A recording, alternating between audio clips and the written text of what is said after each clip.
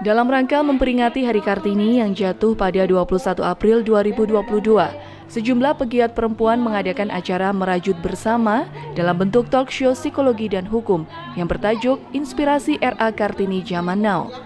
Berlokasi di Transmart Kota Malang, kegiatan ini sebagai wadah untuk menciptakan generasi penerus khususnya perempuan agar memiliki akhlak terbaik di masa depan. Dalam giat merajut kebersamaan di Hari Kartini ini, menghadirkan beberapa narasumber di antaranya Sri Rahayu, pengusaha properti, Sri Wahyuningsi, Ketua Women Crisis Center Dian Mutiara, Kustiarini selaku dosen psikologi dan Kepala Pusat Studi Gender Unida, dan Andriani Febrianti, Ketua DPC Asita Malang Raya. Mereka memaparkan sejumlah pengalaman sebagai perempuan zaman now dan menyampaikan jika tidak ada Ibu Kartini, perempuan saat ini tidak bisa berdiri sama dengan kaum laki-laki. Para perempuan zaman now harus memiliki keinginan untuk maju dan berkembang karena berada dalam dua pilihan antara di rumah atau berkarir. Sebagai seorang wanita modern dituntut tidak hanya cerdik dan pintar, namun mampu mengeksplor diri untuk merdeka dan selalu bahagia. Kita sudah melakukan kerjasama juga Mbak dengan universitas-universitas yang ada di Kota Malang. Seperti itu karena mereka punya pariwisata. Jadi program pariwisata. Jadi kami di sana juga memberi masukan. Terus kami juga memberi pedoman untuk mereka, amunisi lah mereka untuk nanti kalau mereka sudah lulus, sudah kuliah apa saja. Jadi makanya kami membuka juga LSP, Lembaga Sertifikat Profesi, itu untuk kami pandu menjadi tour leader yang terbaik, tour guide yang baik, tour konsultan yang baik. Jadi kami mengajarkan, memberikan arahan, karena kalau kami adalah di praktek, kalau mereka yang di universitas adalah teori. Jadi kami gabungkan antara praktek, jadi mereka nggak kaget. Waktu mereka terjun di dalam dunia lapangan kerja, mereka sudah punya bekal. Ini loh bekal saya. Jadi selain PKL mungkin kalau di universitas ada PKL, praktek kerja lapangan, itu kami juga bantu seperti itu. Itu kalau yang untuk universitas. Ada juga kami MAIS. Nah seperti kayak gini, penyelenggaraan seperti ini, itu kami ajarin mereka juga. Jadi, itu yang kerjasama kami dari Asita dengan universitas yang ada di Malang. Juga kami juga kerjasama dengan dinas yang terkait seperti Disporapat Kota Malang, juga ada distrik dan lain-lain itu Mbak. Dan itu kami kerjasama terkait dengan pariwisata. Saya Indah Agung dari Kementerian AGI ingin bertanya program pariwisata yang ada di Malang ini apa saja ya Bu?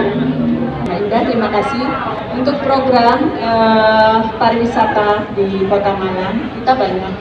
Kemarin kita BPPD mengadakan virtual business matching.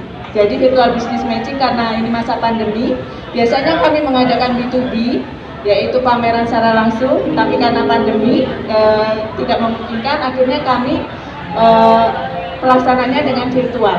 Kemarin kurang lebih, yang pertama sukses Mbak, virtual business matching memperkenalkan pariwisata di Kota Malang itu ke daerah yang lain. Kami kemarin waktu yang pertama itu kurang lebih ada 150 customer, buyer, 150 buyer dan 50 seller yang ikut. Sellernya adalah termasuk di dalamnya adalah PHRI ya. Jadi PHRI itu Persatuan Hotel dan Restoran. Jadi hotel-hotel dan resto serta tempat wisata. Itu yang masuk di dalam seller. Kalau yang untuk bayarnya itu umum Mbak. Jadi untuk mahasiswi juga bisa kemarin mengikuti. Yang kedua, dan itu kami yang pertama mendapat apresiasi dari Wali Kota, mendapat apresiasi karena berhasil ya dari Disporapan. Selanjutnya kami mengadakan yang kedua, virtual business matching dengan tema itu medical tourism. Kami menggandeng kemarin itu ada Persada Hospital, terus ada Hermina, Rumah Sakit Hermina dan Lavalet. Jadi di sana kami menggandeng untuk pariwisatanya juga Mbak. Jadi orang kalau misalnya check up ke Malang, nggak usah jauh-jauh ke luar negeri, Malang itu punya rumah sakit yang oke semua, yang lengkap. Jadi mereka kesini untuk mediknya, check up, tapi mereka juga bisa menikmati wisata yang ada di Kota Malang, seperti itu. Karena kita ingat ada 22, sekarang tambah 27, insya Allah kampung tematik yang ada di Kota Malang yang kita wajib banggakan, seperti itu. Nah, terus selain virtual business matching, itu kita ada program-program yang lain, Mbak. Nanti akan ada B2B, dan kita juga akan kerjasama dengan Dispora Park, karena BPPB itu adalah mitra dari Dispora Park, sesuai dengan Undang-Undang Nomor 10 Tahun 2009 ya. Jadi kami itu ada 9 unsur di dalamnya, ada 9 unsur kebijakan. Di dalamnya ada 4 dari asosiasi pariwisata, 2 dari akademisi, 2 dari profesi, dan 1 dari maskapai, Mbak. Jadi seperti itu. Dan selanjutnya nanti yaitu kita akan mengembangkan kampung-kampung tematik yang ada di Kota Malang menjadi tempat wisata. Jadi orang tidak, karena kita tahu di Malang ini tidak punya wisata sebetulnya ya. Jadi kampung-kampung wisata itu yang menjadi Pogdaris itu yang menjadi andalan kita untuk wisata. Di Malang itu adalah heritage. Heritage itu yang terkenal, Ijen, Boulevard, Kayu Tangan, seperti itu. Terus kulinernya, itu yang terkenal dari pariwisata yang ada di Kota Malang. Dan selanjutnya adalah hotel-hotelnya sebetulnya. Hotel-hotel di Kota Malang itu bagus-bagus dan baru-baru. Dan mereka semua sudah bersaing dengan Batu, dengan kalau kabupaten belum ada ya, untuk hotel mungkin cuma 2 baru. Kalau yang Batu yang banyak, tapi di sini di Kota Malang adalah kami tempat transit. Kita ini kota transit. Jadi bagaimana kita mengejar customer buyer itu bisa datang dan berdiam di Kota Malang. Itu pesannya. Kalau misalnya mau wisata bisa kita lewat Batu. Tapi untuk wisata, untuk hotel dan kulinernya adalah insya Allah harus wajib di Kota Malang, gitu ya. Jadi kami 3 kota ini, makanya saya di sini DPC Asita Malang Raya. Saya Kabupaten Malang, Kota Malang, dan Kota Batu.